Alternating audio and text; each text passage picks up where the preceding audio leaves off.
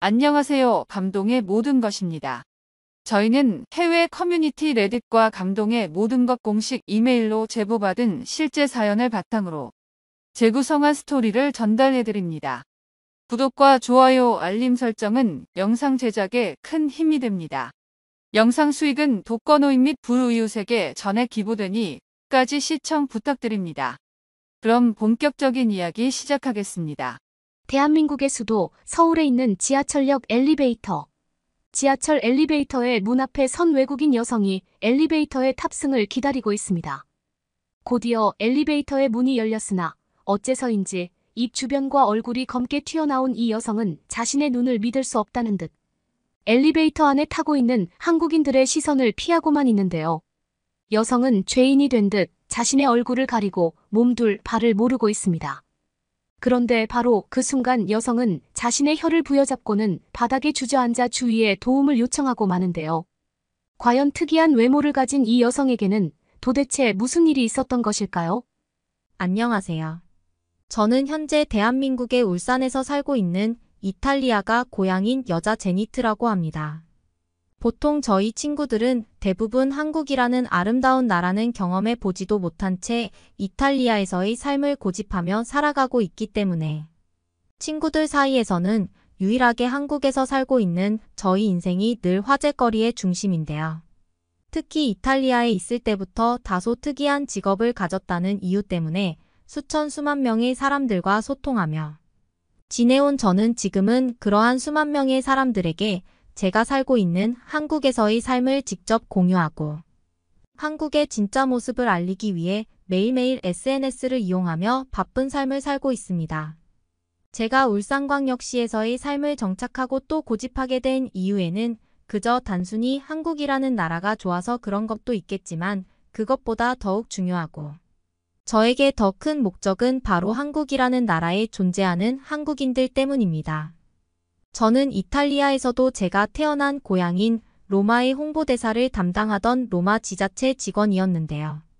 로마에는 무수한 유명 인사와 정치인들이 있지만 그러한 사람들과의 경쟁을 뚫고 제가 홍보대사가 된 이유는 단 한 가지였습니다.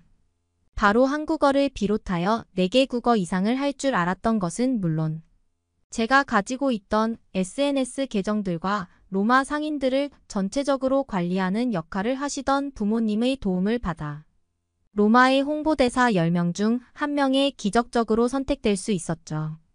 로마에는 수십만 명 이상의 사람들이 거주하고 있지만 그 중에서도 로마를 찾아주는 외국인들에게 로마에 대해 알리고 홍보하는 마케팅 역할을 담당하고 있던 저는 친구들 사이에서 부러움의 대상이었습니다. 특히 로마는 매년 수십만 명 이상의 관광객들이 찾아오는 국가적 특징을 가지고 있기 때문에 저는 이탈리아의 대학교를 입학함과 동시에 대부분의 시간을 로마의 길거리에서 보낼 정도로 매우 바쁘고도 촉박한 삶을 살아왔죠. 로마에서 매우 크게 퓨전 한식집을 운영하시던 저희 부모님께서도 로마의 홍보대사로 활동하는 저희 모습을 보시면서 늘 자랑스러워 하셨어요. 특히 저는 아시아인들과의 홍보를 주로 담당하던 역할이었기에 그 중에서도 특히 로마를 찾아주시는 한국인 분들과 교류를 하고 소통을 할 기회가 너무나 많았는데요.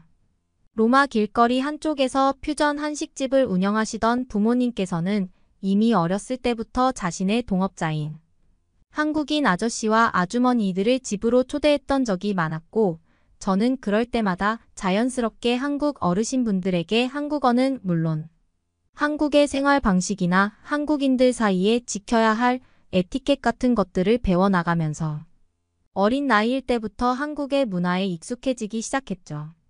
이러한 상황 때문인지 저는 SNS 계정을 통해 자연스럽게 로마에 관심이 있는 한국인 분들과 소통을 하는 것에 어려움이 전혀 없었고 때때로는 로마 지자체와 협업해 수백 명 이상의 한국인 분들에게 무료로 로마 여행 경비를 제공하고 로마를 찾아와 달라는 마케팅 홍보의 역할까지 톡톡히 해내게 되었습니다. 20대 초반부터 시작한 저희 로마 홍보대사 직업은 무려 5년이라는 시간이 지나게 되었고 20대 중반이 되었을 때에 저는 이미 수만 명 이상의 한국인 분들은 물론 중국인과 같은 다양한 아시아인 사람들과의 인적 네트워크를 만들 수 있었죠. 하지만 저는 중국인 분들은 그다지 좋아하지 않았습니다.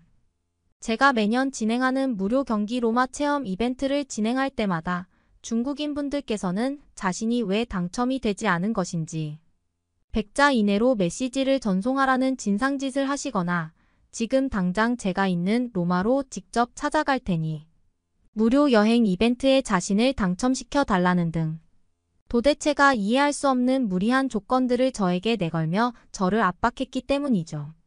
하지만 한국인 분들은 전혀 이러한 모습을 보이기는커녕 오히려 진짜 무료로 여행 경비를 지원해주는 것이 맞는지 항상 꼼꼼히 조건을 체크하시고 본인들이 여행 경비를 부담할 수 있는 부분은 충분히 부담할 수 있다는 말과 함께 온전히 로마를 즐기시는 것에 감사함을 표하시면서 무료 여행 이벤트에 당첨되었을 때에는 저에게 늘 소박한 선물들을 전달해 주셨습니다.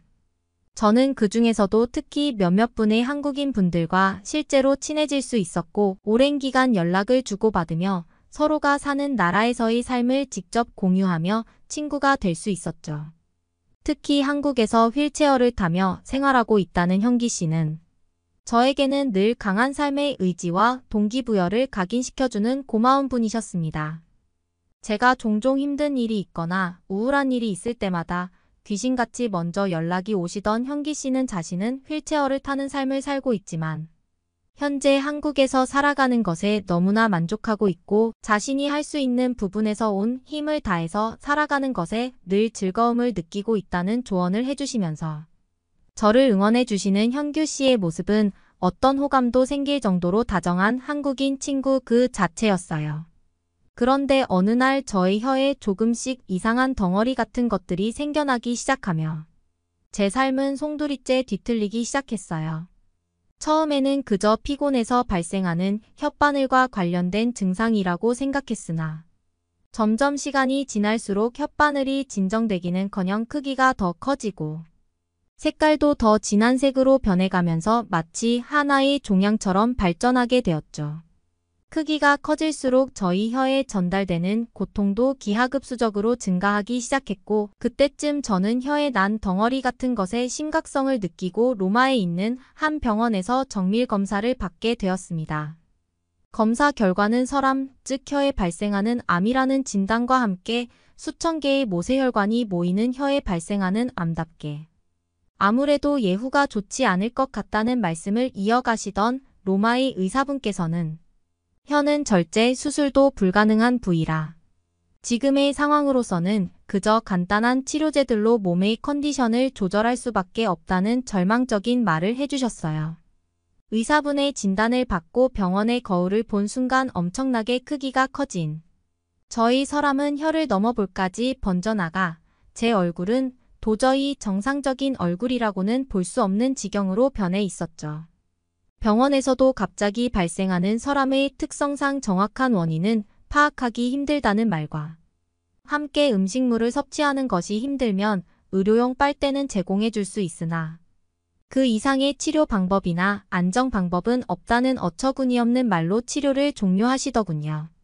저의 얼굴반 이상을 뒤덮고 있던 남들을 받아들이기 힘들었던 저는 그때부터 밖으로 나가지 않고 집에서의 은둔 생활만 시작하게 되었습니다. 다행스럽게도 돈을 버는 생계 수단이었던 로마. 홍보대사는 SNS로도 충분히 저의 얼굴을 드러내지 않고 가능했기 때문에 그 점은 그나마 다행이었죠. 하지만 어느 날 로마 지자체는 제가 홍보대사의 역할에서 제외되었다면서 운영 중이던 SNS 계정을 후임자에게 넘기고 더는 홍보대사 역할을 하지 말아달라는 통보문이 내려오더군요. 알고 봤더니 저의 혀에 생긴 흉측한 암에 대한 소문이 저의 몇몇 이탈리아 친구들을 통해 퍼져나갔고 제가 홍보대사인 것을 시기 질투하던 친구들이 직접 로마 지자체에 보고해 제가 로마의 이미지를 암세포로 더럽히고 있다고 신고를 넣은 것이었습니다. 사람이 좋아서 시작한 홍보대사 일이었지만 고작 원인도 모르는 혀의 암 때문에 사람들을 잃고 배신까지 맞아야 된다는 저의 현실은 정말로 견디기 힘들었죠. 심지어 저희 부모님께서도 저의 얼굴을 뒤덮고 있는 혀의 암들을 보시더니 저를 걱정하기는커녕 그저 아무 말도 하지 않으시고 한숨을 쉬셨고 저는 그때 더는 부모님을 만나지 말아야겠다는 가슴 아픈 결정마저 내리게 되었습니다. 그런데 어느 날 제 SNS 계정으로 휠체어를 타고 생활하던 한국인 친구 현규 씨가 연락이 오더군요. 현규 씨는 어느 날 로마 홍보대사 계정에 제가 아닌 다른 사람의 얼굴이 보이기 시작했다면서 무슨 일이 있는지 물어보기 시작했죠. 처음에는 저희 혀에 생긴 암덩어리들을 숨기려고 했지만 왠지 모르게 휠체어를 타고 있는 현규 씨만은 저를 이해해 줄 수 있을 거라고 생각했고 저는 현기 씨에게 모든 것을 털어놓고 저의 얼굴을 뒤덮고 있는 혀의 암덩어리 사진들까지 보여주었죠. 하지만 사진을 받은 씨는 약 5분 동안 답장이 없었습니다. 역시 씨도 다른 사람과 다르지 않다고 생각하던 순간 씨는 저에게 휠체어를 타고 농구를 하고 있는 자신의 영상을 보내주면서 외면에 생기는 장애는 아무것도 아니라는 짧은 메시지를 함께 전송해 주었고 그 뒤에는 너무 힘들면 잠시 자신이 있는 한국으로 놀러오라는 말이 적혀 있었습니다.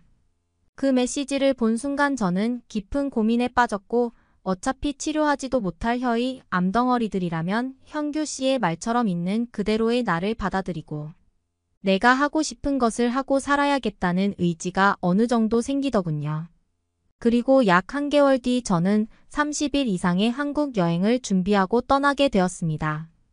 여행을 출발하기 전 현규 씨와 한국에서의 일정에 대해 많은 대화를 나눴지만 마스크로도 가려지지 않는 혀와 볼의 암덩어리들을 타인이 정면으로 본다는 생각에 비행기를 탈 때부터 식은땀이 나기 시작하더군요.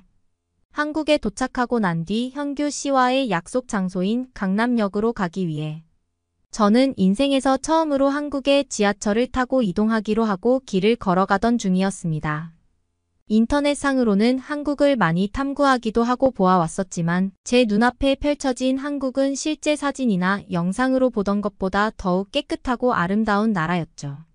저의 혀에 생긴 암만 아니었다면 이러한 아름다운 나라를 천천히 즐길 수 있었을 텐데라는 생각을 하고 저는 한국의 지하철을 타기 위해 휴대폰 지도를 이용해서 한 엘리베이터 앞에 도착하게 되었습니다. 로마에서는 상상조차 할 수 없는 지하철로 들어가는 엘리베이터가 있다는 사실에 저는 굉장히 놀랐지만 이내 큰 고민에 휩싸이고 말았습니다. 엘리베이터의 문이 열렸을 때 그곳에 수많은 한국인들이 마스크 위로 튀어나온 저의 혀와 볼의 암을 정면으로 마주하는 게 당연한 상황이었기 때문이죠. 하지만 강남역으로 가는 제일 빠른 길이 지하철밖에 없었기 때문에 저는 결국 식은땀을 흘리며 지하철 엘리베이터를 기다리고만 있었습니다.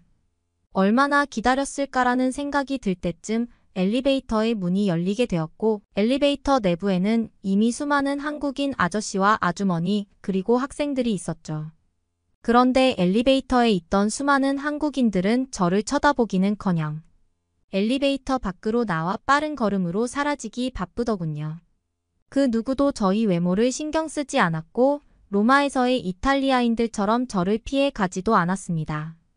그리고 저희 바로 뒤에서는 한 할아버지께서 엘리베이터 지금 타면 돼요 라면서 제가 안전하게 엘리베이터를 탈 수 있게 버튼을 누르고 기다려 주시더군요.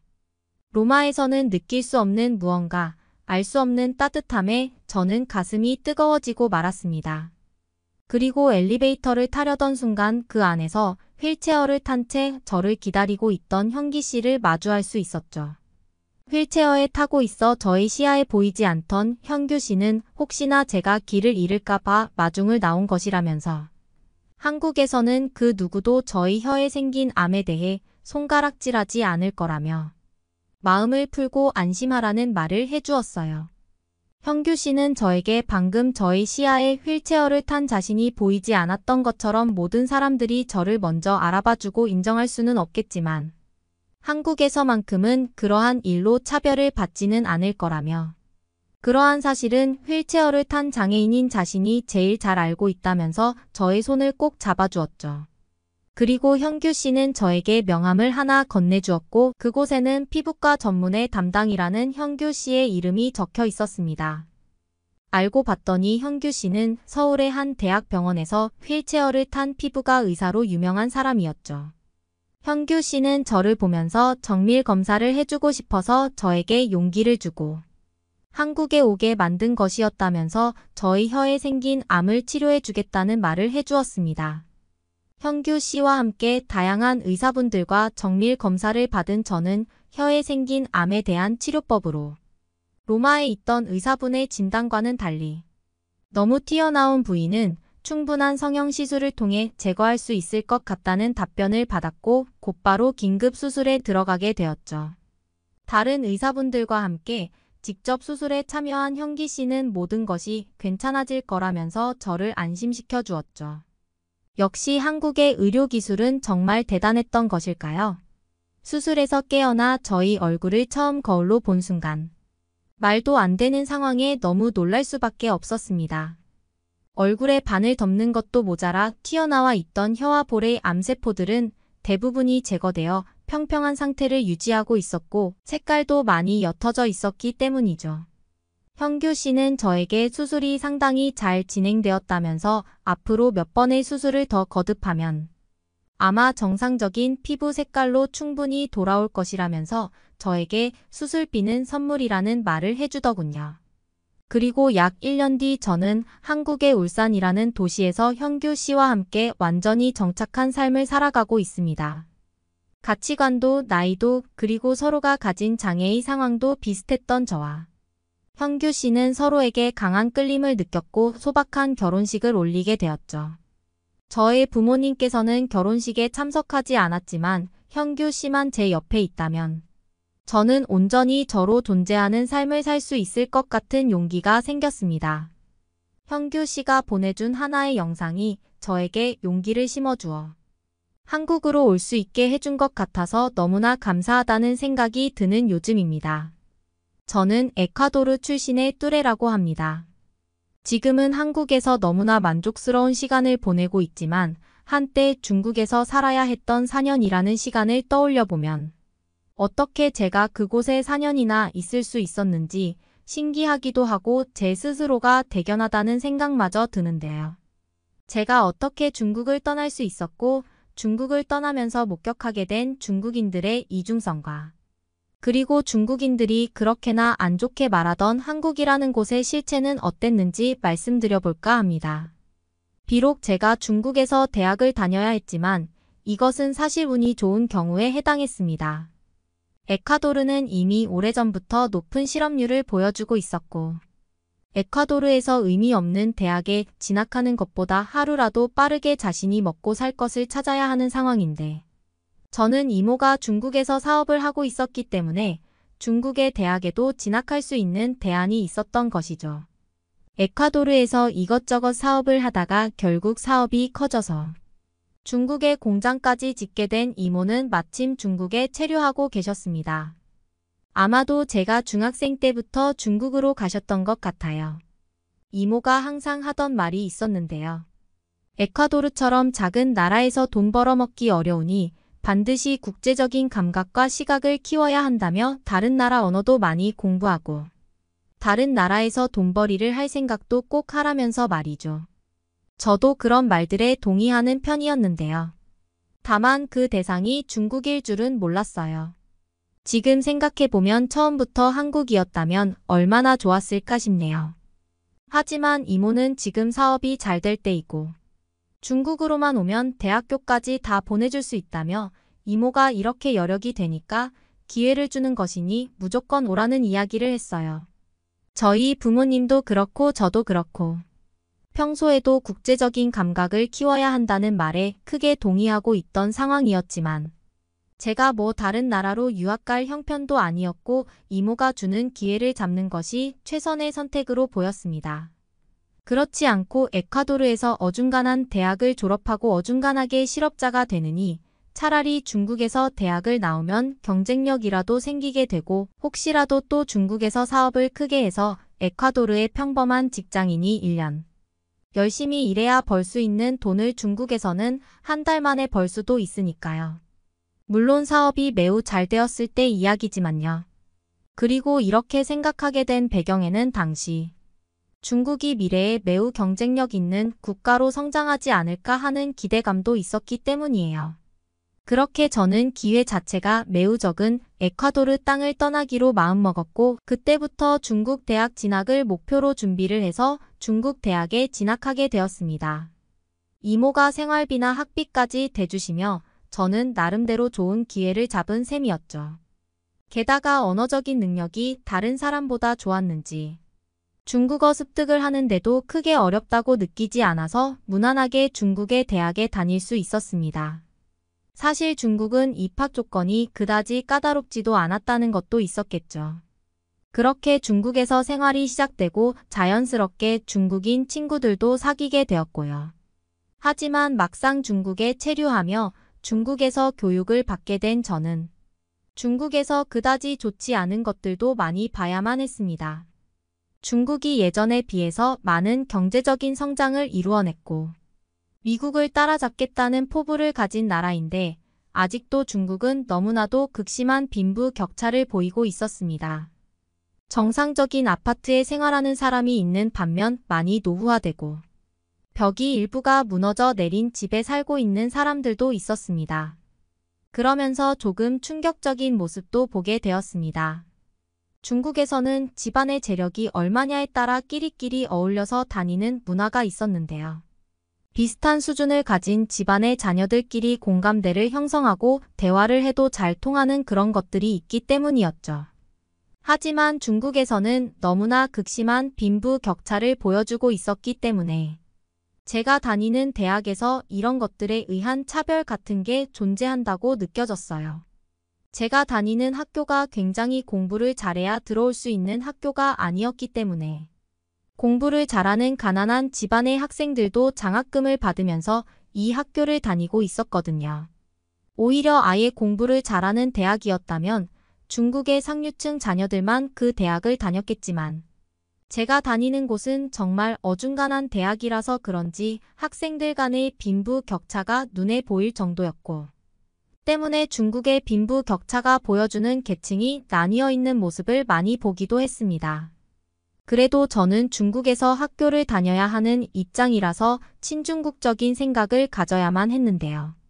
그래서 이런 것들도 중국인들의 잘못이라고 생각하지 않기로 마음먹었습니다.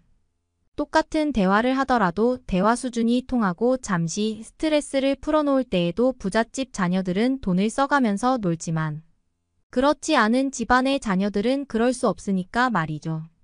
그냥 이런 것들은 중국이라는 나라에서 구경할 수 있는 경험들 중 하나라고 생각하기로 했습니다. 하지만 저를 거슬리게 하는 문제는 다른 것들이었습니다. 저와 친해진 모든 중국인들이 하나같이 공통적으로 가지고 있는 생각 같은 것은 저를 매우 불편하게 했는데요. 좋은 일이 있거나 개인적으로 잘한 일이 있으면 그들은 대부분 중국이니까 좋았던 거야. 중국인이 원래 배포가 커 중국인들은 남에게 관대해 같은 듣기 싫은 미사여구가 꼭 따라온다는 것이죠. 처음에는 뭐지 싶었던 그 말들이 여기 계속 살면서 서서히 거슬리기 시작했어요. 제가 그 중국의 위대함에 공감하지 않고 귀찮아하는 기색을 보이면 다음번에는 더 집요하게 중국의 위대함에 동의하도록 만들기 위해 노력을 하기도 했다고 느꼈어요. 중국인들은 정말 관대하지, 중국인들은 정말 친절하지? 그런 노골적인 질문들을 너무 많이 받아봤습니다. 저에게 친절한 중국인도 있었고 저에게 관대한 모습을 보여주었던 사람도 분명히 있기는 했는데 마지막에 가서 그런 좋은 점을 스스로 갈아먹는 듯한 언행은 정말로 꼴불견이었습니다. 제가 중국인들에게 친절함을 보이고 관대함을 보여줄 때도 있었는데 저는 그때마다 에콰도르 사람들은 친절하지? 에콰도르 사람들은 역시나 관대하지? 동의해. 라고 물어봤다면 그 중국인들도 아마 짜증났을걸요. 외국인이 많이 없는 대학교에 다니다 보니 또 외국인들이 잘 없는 지역에 살다 보니 외모가 다른 저에게 중국의 위대한 역사를 알려주고 싶어 한다던가 중국이 위대하다는 듯한 이야기를 하는 그 모습들이 진절머리가 나는 단계에 이르렀죠. 정말 솔직히 이 사람들이 여기서 그쳤다면 그러려니 했을 것 같은데요. 하지만 이 사람들이 가지고 있는 생각은 조금 독특했습니다. 중국이 앞으로는 세계의 중심이 될 것이고 언젠가는 지금 미국이 하고 있는 세계의 경찰 역할을 중국이 맡아서 하게 될 거라는 생각을 가지고 있다는 것이죠. 그리고 그 이야기에 대한 연장선으로 다른 나라들을 깔보는 듯한 조치라는 관점이 있었는데요. 제가 나중에 한국에 가게 되었으니 한국에 대해서 나쁜 이야기를 들었던 것들을 말씀드려보자면 한국인들은 허세가 심해서 서로 친구를 사귀기 위해 불필요한 소비를 한다는 소리나 한국 사람들에 대한 이미지는 꾸미기 좋아하고 명품을 몸에 두르는 것을 좋아한다는 것, 그리고 그 명품 가방이나 옷들은 필수라서 그런 게 없으면 어디 가서 친해질 수 없다는 내용 같은 것들도 있었습니다. 중국보다 수십 배 경제 규모가 작은 한국에서 명품 소비 액수가 엄청난 걸 보면 확실히 문제가 있는 사람들이라는 말 같은 것도 서슴지 않았습니다. 그리고 한국에서는 중국보다 물가가 비싸기 때문에 한국인들이 더 높은 급여를 받는다고 해도 실제 삶은 그만큼 좋지 못하다며 오히려 평범한 사람들 같은 경우는 중국의 직장인이 더 나은 삶을 살고 있고 중국에는 부자가 많기 때문에 중국이 더 기회가 많은 땅이라는 이야기 같은 것들 말이에요. 저도 일방적으로 중국을 비판할 생각은 없었습니다. 중국 국민의 대다수는 가난하더라도 중국의 시장 규모가 큰 것도 사실이고 저희 이모가 중국이라는 나라에서 공장을 세워서 큰 사업을 하고 있는 것도 맞으니까요. 그런데 중국 사람들은 잘못된 사실들을 믿고 있었고 한국이나 다른 나라들에 대해서 작은 특성과 약간의 단점들을 상당히 과장해서 믿고 있는다는 측면을 보게 되었죠.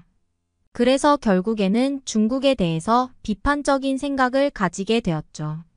그래서 저는 중국 사람들이 다른 나라들을 깔보는 그런 말과 행동들을 할 때마다 정말 듣기 싫어서 귀를 막고 싶을 때가 꽤나 있었습니다.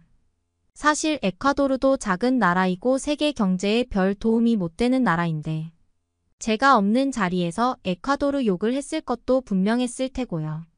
모르긴 몰라도 어디 듣도 보도 못한 나라 아니겠냐며 아마 중국인들 사이에서 실컷 두들겨 맞지 않았을까라는 생각도 들었고요. 그렇게 저는 중국의 대학 졸업을 앞두고 제 진로에 대해서 고민을 하는 시기가 찾아왔습니다. 이모가 운영하는 공장에서 일을 배울까 고민도 해봤고 에콰도르로 돌아갈까 고민도 해봤는데요. 그러다가 저에게는 한 가지 선택지가 없어져 버리게 되었어요. 이모의 중국 공장이 완전히 폐업을 하게 되었거든요. 이모는 중국에서의 사업을 접고 공장을 베트남으로 완전히 이전시킬 계획을 세웠고 그것을 매우 추진력 있게 실행했어요. 사실 요즘에는 중국에 공장이 있는 게 어떤 산업에서는 오히려 마이너스가 될 수도 있죠. 정치적인 상황 때문에 중국 내 산업에 직접적인 영향을 주는 게 너무나 당연해져서 솔직히 이해할 수 없는 일들이 많이 일어났거든요. 많은 사업가들이 탈중국을 계획하고 있고 이모도 그런 사람들 중 한 명이었죠. 사실 저는 다행으로 여겼습니다. 중국에 더 있을 매력을 특별히 느끼지 못하고 있었는데 그냥 이대로 졸업을 하게 되면 자연스럽게 이모의 공장으로 취직해서 사무실 직원으로 일해야 하는 제 미래가 보이기도 했었고 그게 솔직히 그다지 마음에 들지는 않았었거든요.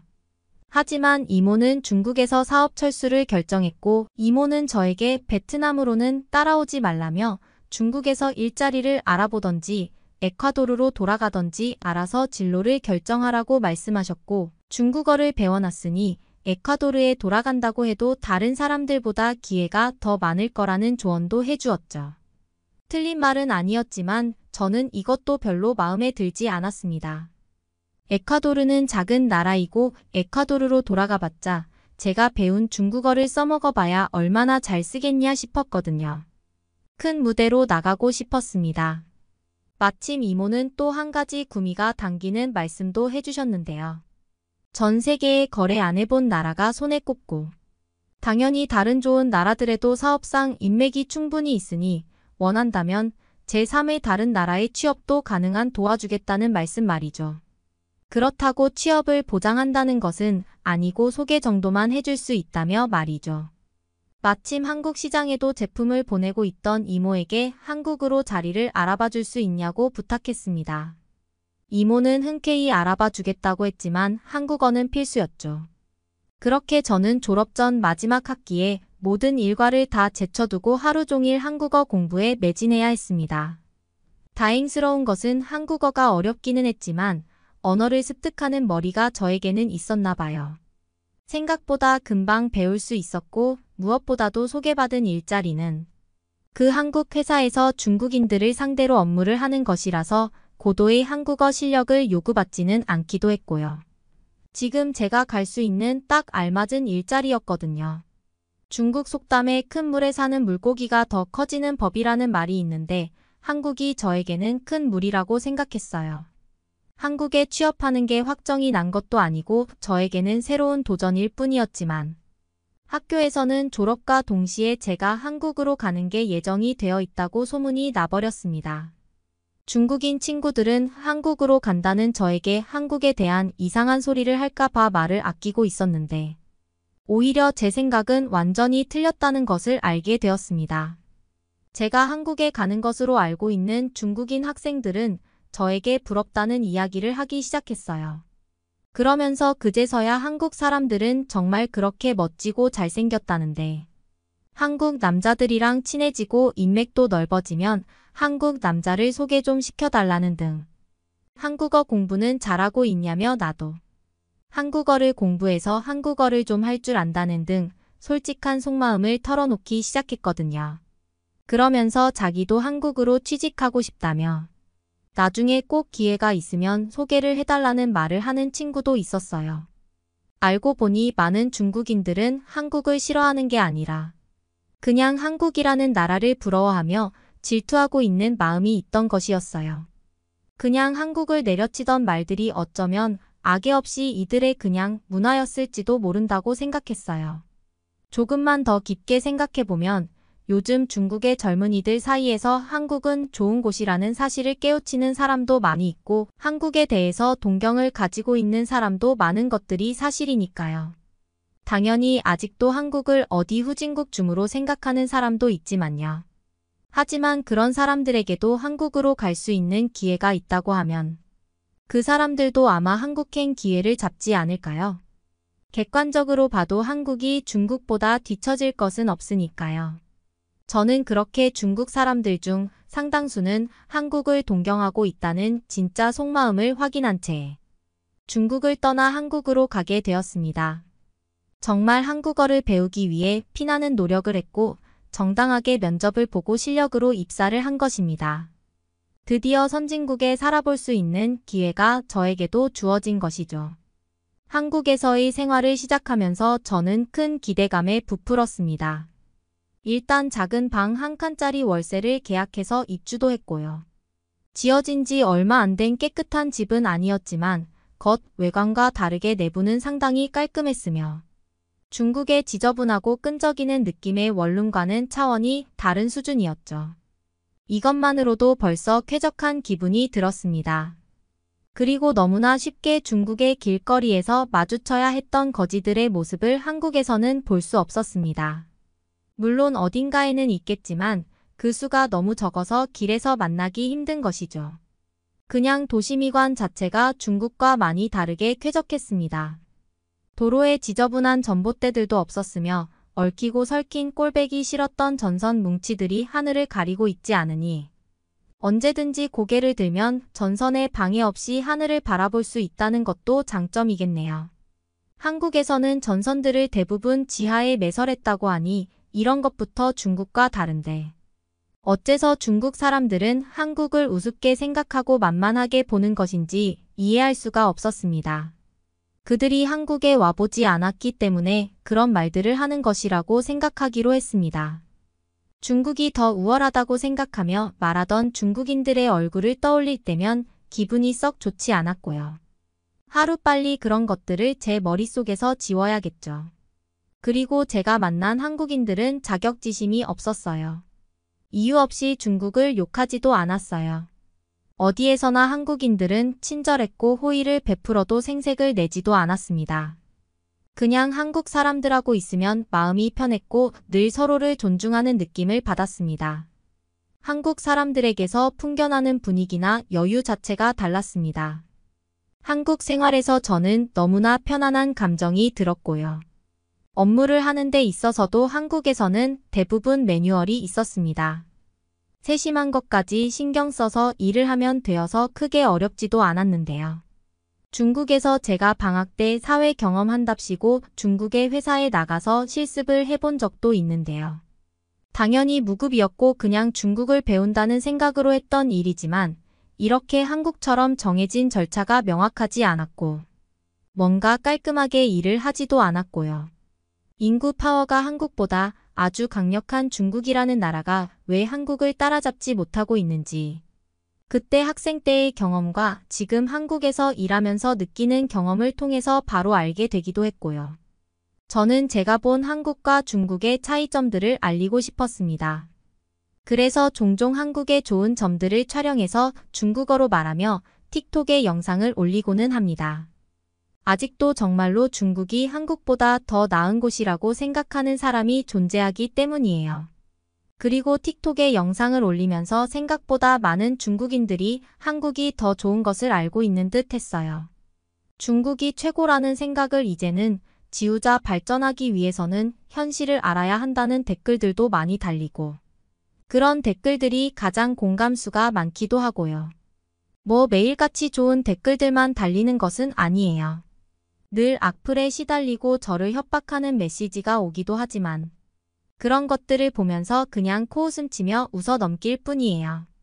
그들도 언젠가 제가 올리는 영상을 보다 보면 깨닫는 게 있지 않을까 생각하고 있습니다. 그리고 저는 지금 이모가 소개해준 그 회사에서도 만족하지만 더 높은 목표를 향해서 노력하고 있습니다. 사실 지금 제가 일하는 자리가 조금 독특한데요. 원래는 중국인이 일해야 할 포지션에 제가 자리를 차지하고 있는 느낌이 강합니다. 그래서 저는 한국어를 더 열심히 공부해서 더 좋은 한국의 직장으로 이직을 할 계획도 가지고 있고요. 이미 한국에서 사회생활을 하면서 한국의 많은 문화를 익혔고 한국어 실력도 많이 늘어서 더 큰 도전을 해보고 싶다는 생각이 든 것도 사실이니까요. 그리고 이미 한국과 사랑에 빠져버린 저는 언젠가는 안정적으로 한국에 정착하기 위한 계획 또한 가지고 있어요. 가끔씩 한국의 밤 공기를 마시며 생각에 잠기고는 하는데요. 에콰도르에서 중국을 거쳐 한국에까지 오게 된 지금 뒤돌아보면 참 많은 일들이 있었고 그런 일들을 생각하다 보면 지금 제가 이렇게 한국에서 생활할 수 있는 것에 감사한 마음이 들고는 합니다. 그리고 이런 감사하고 행복한 삶을 지속하기 위해서 저는 더 노력할 것이고요. 제가 한국 정착을 잘 알 수 있도록 작게나마 응원의 메시지 보내주시면 감사하겠습니다. 호주의 한 가정집. 엄마 진짜라니까. 한국에서 만난 새로운 엄마가 엄마의 병을 치료해 줄 수 있다니까. 암에 걸린 엄마 앞에서 한국의 엄마에게 함께 가자고 이야기하는 호주 여성이 있습니다. 과연 그녀에게는 무슨 일이 있었던 걸까요? 안녕하세요. 호주에서 온 교환학생 소피아라고 합니다.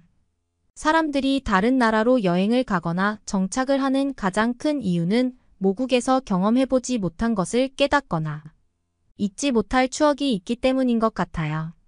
저 역시도 호주에 있었다면 평생 경험해보지 못할 소중한 추억을 얻은 탓에 애를 쓰면서까지 한국에 오려고 한 것이고요. 추억이야말로 사람이 살아가는 가장 큰 이유이기도 하니까요. 제가 처음 한국에 간 것은 8살 때였어요. 호주에서 교수로 일하시던 아버지께서 한국에 있는 대학교의 영문학 교수로 이직을 하시면서 가족들 역시도 자연스럽게 한국에 가게 된 것이었죠. 어린 마음에 새로운 곳에서 살게 된다는 사실만으로도 기뻤던 저와는 다르게 어머니께서는 한국에 가는 것을 굉장히 꺼려하셨네요. 평생 시드니에서 사시던 어머니께서는 여러모로 한국에 가는 것이 못마땅하셨던 것이었어요. 사실 시드니는 호주 내에서도 제일 살기 좋은 도시로 손꼽히다 보니 어머니께서는 당연히 한국이 별 볼 일 없을 것이라고 생각하셨거든요. 그러나 저의 경우에는 한국에 있던 모든 것이 참 좋더라고요. 아무리 시드니가 살기가 좋다고 하더라도 치안 문제 때문에 일면식이 없는 아이들과 뛰어놀지는 못했거든요. 그랬기에 한국에서의 생활이 더 좋게 느껴졌습니다. 한국에서는 또래라는 이유 하나만으로도 같이 뛰어놀 수 있는 것은 물론 주변 어른들께서도 참 친절하게 대해주셨으니까요. 어머니와 아버지가 늦으실 때면 옆집에 살던 친구 권유로 다 함께 식사를 하곤 했는데요.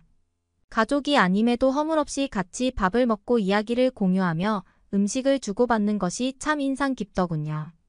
그래서 앞으로도 쭉 한국에 살고 싶다는 생각을 하게 되었고요. 하지만 이런 저의 소박한 꿈은 이루어지지 않았습니다. 아버지께서는 한국에 온 지 3년 만에 갑작스러운 심장마비로 돌아가셨거든요. 원래 심장질환이 있으셨던 아버지였지만 이렇게 빨리 가족들의 곁을 떠날 줄은 몰랐기에 충격이 이만저만이 아니었어요. 갑작스러운 아버지의 부재로 장례식 내내 충격에 빠져 계시던 어머니께서는 아버지의 장례가 마무리되자마자 호주로 돌아오셨죠. 호주로 돌아오자 어머니께서 제일 먼저 한 일은 직장을 구하는 일이었어요. 원래 회계 쪽 일을 하시던 어머니께서는 회계직 일을 구하는 것으로는 모자랐는지 주말에는 파트타임으로 레스토랑 서빙 일까지 구하시더군요. 어머니께서 얼마나 고단한 일과를 보내시는지 알았기에 저도 더 이상 그 어떤 말썽도 부리지 않고 묵묵히 공부만 하게 되었네요. 아버지가 보고 싶다거나 친구들이 있는 한국으로 돌아가고 싶다는 말은 일절하지 않으면서요. 어머니는 제가 하고 싶은 일이라면 지원을 아끼지 않으셨기에 사춘기 시절을 거쳐 대학교에 갈 때까지 모녀 사이에 큰 갈등이 일어나지는 않았는데요. 한국으로 교환학생을 가겠다는 말을 꺼내자 어머니께서는 불같이 화를 내시더라고요.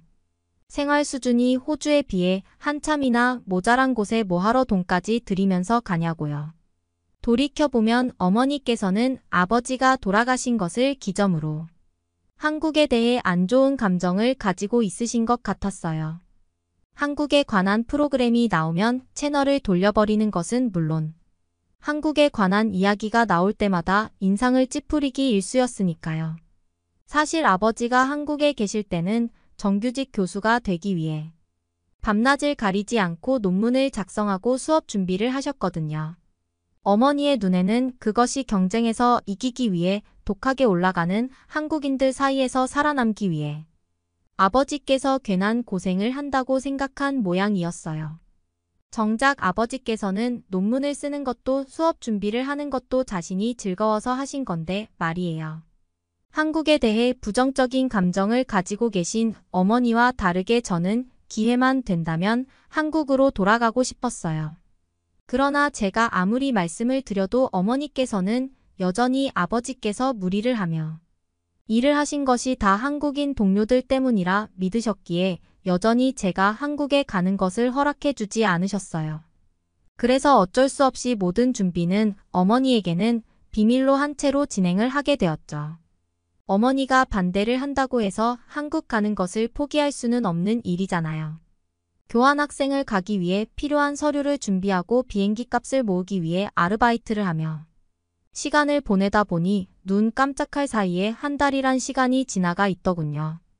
저는 모든 준비가 다 끝난 후에야 어머니에게 한국으로 교환 학생을 갈 준비를 다 해놨다고 말씀을 드리게 되었고요. 제 말에 설거지 중이던 어머니께서는 손에 들려있던 그릇을 깨뜨리기까지 하셨죠. 그만큼 충격이 심하다는 말이었습니다. 이후의 일은 모두가 예상하셨다시피 어머니에게 심한 꾸중을 들었어야 했어요. 인생에서 가장 중요한 순간을 한국 같은 이기적인 국가로 가서 낭비를 한다면서요. 그렇지만 이미 교환학생에 대한 준비는 다 맞춰놨기에 어머니께서도 더 이상의 관여는 하지 못하셨고요. 그래도 하나뿐인 자식이기 때문이었을까요? 어머니께서는 공항까지 직접 마중을 나와주시며 직접 환전한 돈을 건네주기까지 하셨네요. 어머니의 가슴을 아프게 하며 떠난 한국행이었기에 뻔뻔하게 느껴진다고 해도 당당한 척을 하고 싶었어요. 하지만 손수건이 다 젖도록 눈물을 흘리시는 어머니를 보고 있자니 저도 덩달아 울컥 눈물이 맺혀오더군요. 너무 이른 때 어머니를 떠나는 건가 하는 후회가 들기도 했습니다. 그렇지만 제 입장에서는 어쩔 수가 없었어요. 어머니가 제게 원하는 것은 대학교를 졸업하고 실리콘밸리에 있는 대기업에 입사를 하여 그곳에서 좋은 짝을 만나 결혼을 하는 것이었어요. 제가 바라는 꿈은 아버지처럼 한국에서 사람들을 가르치는 일을 하는 것인데 말이에요. 어머니의 마음을 아프게 하는 것은 무척이나 속상했지만 이대로 교환학생을 포기한다면 영영 제 꿈을 이룰 수는 없다고 생각했기에 억지를 부리면서까지 한국에 오게 된 것이었죠. 그래도 인천공항에 도착하자 어머니에게서는 이왕 교환학생으로 가게 되었으니 많이 배우고 돌아오라며 응원의 메시지를 보내주셨기에 한결 편한 마음으로 한국에서의 첫 발을 내디딜 수 있었습니다. 10년 동안 한국은 이전보다 더 많이 발전한 것처럼 보였어요. 제일 놀랐던 것은 지하철에서도 와이파이가 연결된다는 점이었고요. 심지어 빠르기까지 한 인터넷을 사용하며 새삼 한국이 IT 강대국이구나라는 생각을 하기도 했네요. 저는 제일 먼저 아버지와 자주 갔던 홍대를 가게 되었는데요. 아기자기한 액세서리며 스티커를 파는 상점들이 많은 덕분에 시간 가는 줄 모를 정도로 길거리를 돌아다니게 되더라고요. 밤이 되자 거리 곳곳에서 버스킹을 하는 사람들 덕분에 눈 호강을 하는 동시에 귀까지 즐거워졌습니다. 시드니의 경우에는 해안이 한눈에 보이는 아름다운 자연 경관을 가지고 있다면 홍대의 경우에는 젊은 활기가 느껴지는 도시적인 아름다움이 있는 곳이라고 표현할 수 있었어요. 밤이면 형형색색의 불빛이 어우러진 가게의 모습들은 눈을 뗄 수 없을 만큼 이목을 집중시켰고요. 학교가 홍대 근처에 있는지라 저는 이후에도 종종 홍대에 들러 룸메이트들과 시간을 보내곤 했는데요. 이국적인 카페와 음식점들이 넘쳐나는 홍대에서의 일상은 하루하루가 여행을 다니는 것 같은 느낌을 주기까지 하더군요. 그 덕분에 매일을 즐겁게 보낼 수 있었죠. 그리고 홍대가 주는 활기보다 더 좋은 것이 있다면 그건 바로 같이 지내는 룸메이트들이었습니다. 룸메이트들은 아직 한국어가 서투른 저를 배려하며 과제를 하거나 시험 공부를 할 때마다 매번 많은 도움을 주었거든요. 호주가 재학했을 당시에는 아무리 친한 사이라고 하더라도 자신의 성과가 걸린 경우에는 도움을 주는 경우가 없었기에 한국 친구들에게 더욱더 고마운 마음이 컸던 것 같아요. 한국 친구들의 경우에는 똑같은 경쟁을 하더라도 혼자 앞서 나가는 것이 아니라 서로의 부족한 부분을 도와주며 서로 성장하려는 모습을 보였으니까요. 덕분에 저는 서투른 한국어 실력임에도 불구하고 시험에서 좋은 성적을 받을 수 있었네요. 하지만 불행은 가장 기뻐해야 할 순간 닥쳐오더군요. 어머니께서 암에 걸린 것이었죠. 어머니께서는 문자와 전화통화를 할 때마다 잘 지내고 있다고 말씀하셨기 때문에 처음에는 믿기 힘들었어요. 3달 전까지만 해도 건강하시던 어머니가 암이라니 믿을 수 있을 리가 없잖아요. 그래도 불행 중 다행인 것이 있다면 어머니가 걸리신 암은 암 중에서 완치율이 90%나 되는 갑상선암에 걸렸다는 것이었어요. 그렇기에 어머니께서도 아무 걱정하지 말라며 오히려 저를 다독여 주셨습니다. 이까짓 암 따위 기꺼이 이겨내겠다 말씀하시면서요. 그럼에도 저는 덜컥 겁이 났어요. 아무리 착하다고 한들 암이란 병 자체가 원래 위험하니까요. 어머니께서는 아무 걱정하지 말라고 하셨지만 자꾸만 무서운 생각이 들어 이불을 뒤집어 쓰고 하염없이 눈물을 흘릴 수밖에 없었습니다. 아버지에 이어 어머니마저도 잘못될 수 있다는 생각 때문이었죠. 그럴 때마다 룸메이트들은 진심으로 어머니를 걱정하며 위로를 해주더라고요. 아마 아픔에 공감하고 위로를 해주는 친구들이 없었다면 저는 정말로 힘든 순간을 견딜 수 없었을 거예요. 어머니가 항암 치료를 시작했다는 말을 들은 후 곧장 호주로 돌아가려 했지만 어머니께서는 계속해서 반대를 하셨습니다.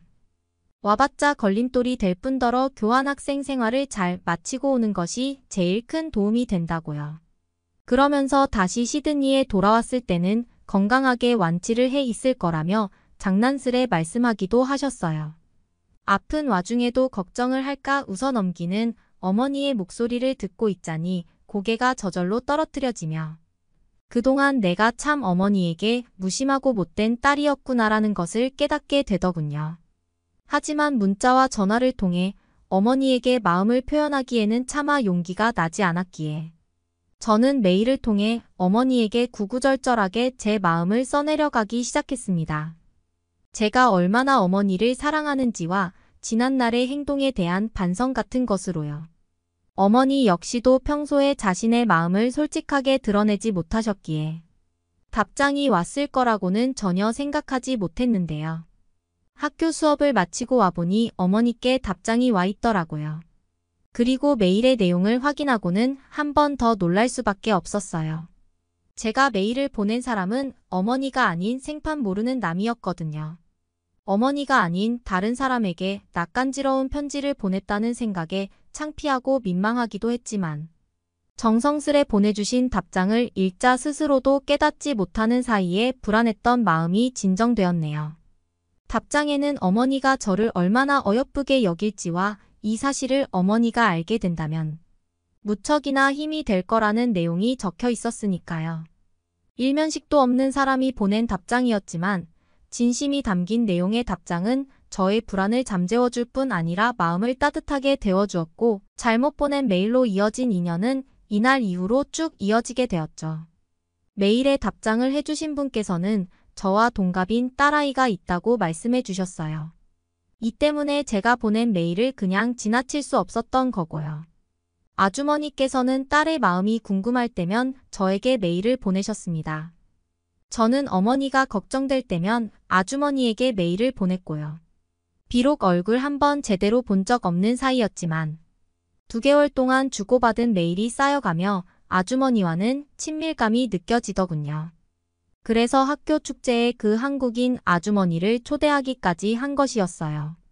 축제 당일 저는 룸메이트들과 전을 구워서 팔게 되었어요.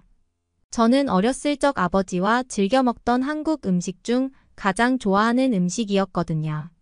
원래라면 어머니에게 직접 만든 전을 대접해 드리고 싶었지만 어머니는 호주에 계신 데다가 항암 치료 중이셨기에 전을 드시지 못하셨기에 아주머니만이라도 제가 만든 전을 꼭 드셔주었으면 좋겠다고 생각했네요.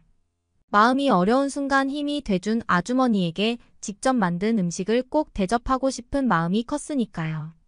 부수 준비가 다 끝났을 무렵 단정한 차림의 중년 여성분이 찾아오셨고 저는 단번에 알아볼 수 있었습니다. 그동안 수차례나 메일을 주고받았던 아주머니라는 걸 말이에요. 직접 구운 김치전을 내어드리며 마음이 힘든 순간 위로를 메일로 위로를 해주셔서 감사하다고 인사를 드리자 아주머니께서는 오히려 제게 고맙다며 인사를 하시더군요. 그러더니 사실 자신은 거짓말을 했다며 사과를 하기까지 하셨죠. 의외의 이야기에 잠시 뜸을 들이자 아주머니께서는 입을 여시며 제가 몰랐던 이야기를 해주셨어요. 사실 저와 동갑이라던 아주머니의 딸은 3년 전 교통사고로 세상을 떠났다고 말씀하셨습니다. 그러면서 남편도 없이 애지중지 키우던 딸이 한순간에 사라지자 그 빈자리를 견디지 못하고 몇 해가 지나도록 참만이도 힘들었다고요. 그리고 제가 메일을 보낸 날은 딸의 2첫 번째 생일날이었다며 말씀을 해주셨습니다. 그래서 더더욱 제가 보낸 메일을 모른 척할 수 없었다고 하셨어요. 마치 하늘에 있는 딸이 자신에게 보낸 말 같아서요. 입을 꾹 다물며 손으로 눈물을 훔치시는 아주머니의 모습에 저도 가슴이 먹먹해져 오더군요. 아버지가 떠난 후 어머니께서도 이렇게 간절하고 힘들게 나를 키우셨겠구나 하는 생각 때문에요. 더불어 어머니에게 스스로가 얼마나 소중한 존재인지도 깨닫게 되었습니다. 이야기가 끝난 뒤 아주머니께서는 제 손을 잡으시며 부탁을 해오셨어요. 저만 괜찮다면 자신이 한국의 엄마가 되어주면 안 되겠냐고요. 아주머니 같이 다정하신 분이 챙겨주신다는 것만으로도 감사했기에 저는 기꺼이 고개를 끄덕였네요. 이후로 아주머니와 허물없는 사이가 된 저는 주말이면 아주머니 댁으로 놀러가게 되었어요. 그럴 때마다 아주머니께서는 제가 좋아하는 음식들을 정성스럽게 차려주셨죠. 게다가 늦은 시간까지 기숙사에 돌아가지 않는 날이면 아주머니께서는 직접 저를 데리러 오시기도 하시더라고요. 딸이 늦으면 엄마가 데리러 가는 법이라면서요. 이것만으로도 참 감사했지만 어머니의 상태를 전해들은 아주머니께서는 어머니를 한국으로 모셔와 주기까지 하셨어요. 차도가 보이지 않는 어머니를 직접 치료해 주신다고요. 아주머니께서는 대학병원 출신 의사셨거든요. 어머니의 수술이 끝난 뒤 아주머니에게 전해 듣기로 조금만 늦었어도 상태가 좋지 않아 큰일이 날 뻔했다고 하셨죠. 직접 어머니의 수술까지 해주신 아주머니에게 감사함과 동시에 울컥 화가 나기도 했어요. 호주의 의료 시스템이 악명 높은 것은 익히 들어 알고 있었지만 위독한 환자에게까지 혹독하게 굴 줄은 정말 몰랐거든요. 치료비며 수술비까지 한국의 4배 이상 비싼 금액을 지불하면서까지 이런 대우를 받아야 한다는 사실에 화가 나기도 했고요. 어느 정도 몸이 회복이 된 어머니께서는 아주머니에게 너무 큰 은혜를 받았다며 어쩔 줄을 몰라 하셨어요. 그러자 아주머니께서는 이렇게 착하고 예쁜 딸을 한국으로 보내주신 것만으로도 감사하다며 오히려 어머니의 인사를 사양하셨습니다. 장기 비자를 받지 못한 어머니께서는 비록 한국에 온 지 3달이 넘어갈 무렵 다시 호주로 돌아가실 수밖에 없었지만 어머니께서 무사히 항암 치료를 마치셨다는 것만으로도 참 기쁘고 안심이 되더라고요. 그리고 아주머니와 함께 공항으로 배웅을 가는 날, 어머니께서는 자신이 한국을 잘못 생각했다며 지난날 잘못에 대해 말씀을 해주셨어요. 한국만큼 인정이 넘치고 살만한 곳을 찾아볼 수는 없다는 것이 그 이유였죠. 사실 고향인 시드니만 하더라도 봉사활동을 하거나 직계가족이 아닌 이상 한국처럼 도움을 주는 경우는 거의 없었기에 어머니의 말씀에 수긍을 할 수밖에 없었어요. 어머니가 갑상선암을 완전히 완치한 후 저는 아주머니를 유암이라고 부르게 되었습니다.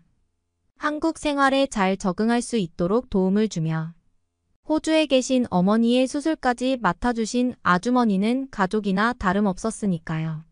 10년 후 경제적으로 탄탄한 기반이 잡힌다면 어머니를 한국으로 모셔와 아주머니와 함께 모시고 살면 좋겠습니다. 오늘의 사연은 여기까지입니다. 응원이나 남기고 싶은 말이 있으시면 댓글로 남겨주세요. 사연자분께 전달해 드리겠습니다. 저희 감동의 모든 것은 실제 사연 제보를 받고 있습니다. 채택되신 분께는 선물도 드리고 있습니다. 저희의 사연이 여러분의 하루의 작은 힘이 될 수 있었으면 좋겠습니다. 지금까지 한국의 감동적인 이야기를 전해드리는 감동의 모든 것이었습니다. 구독과 좋아요를 눌러주시면 영상 제작에 큰 힘이 됩니다. 감동적인 사연을 주변 사람들에게 공유하고 함께 이야기 나눠보세요. 끝까지 시청해주셔서 감사합니다. 더욱 더 좋은 영상으로 찾아뵙겠습니다.